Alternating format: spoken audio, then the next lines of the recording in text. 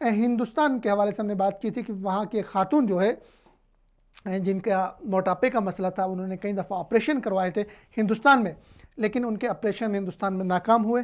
तो वो अपने कुछ दोस्तों के मशवरे के बाद लाहौर के एक निजी अस्पताल में पाकिस्तान में आके उन्होंने अपने मोटापे का ऑपरेशन कराया और 140 किलो से वो बहुत कम हो गई। डॉक्टर माज ने उनका ऑपरेशन किया, उसने सोशल मीडिया की वेबसाइट पे अपनी तस्वीर डाली और शुक्रिया पाकिस्तान लिखा।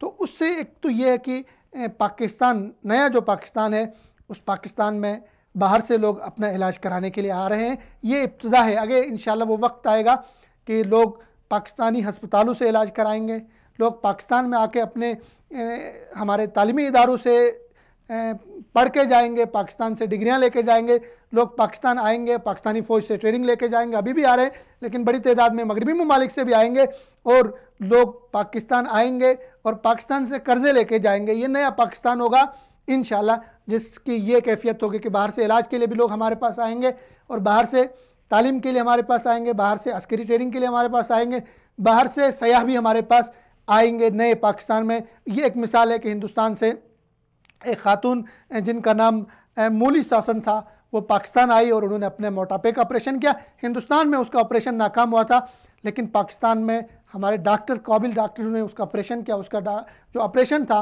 वो कामयाब हुआ। उसकी वजह से उसके दोस्तों में भी खुशी, उसके घर वालों में भी खुशी और पाकिस्तान की एक नेकनामी हो गई। तो ये चीज़ें हैं कि पाकिस्तान के करने की। हमारे यहाँ होता ये रहा है कि हमारे अपने हुक्मरानों ने बाहर जाके इलाज शुरू किया। हमारे मियाँ साहब, उनके जो मरहुमा थी मोहतरमा कुलसुम नवाज़ साहिबा, हमारे सागडार साहिब और इस तरह जरदारी साहिब, इस तरह के जितनी हमारी लीडरशिप है, उन्होंने बाहर जाके अपने इलाज करवाए। जब आपकी लीडरशिप बाहर जाके इलाज कराएगी, बाहर के अस्पतालों में अपना इलाज कराएगी, तो बाहर से कोई आपके मुल्क में नहीं आएगा।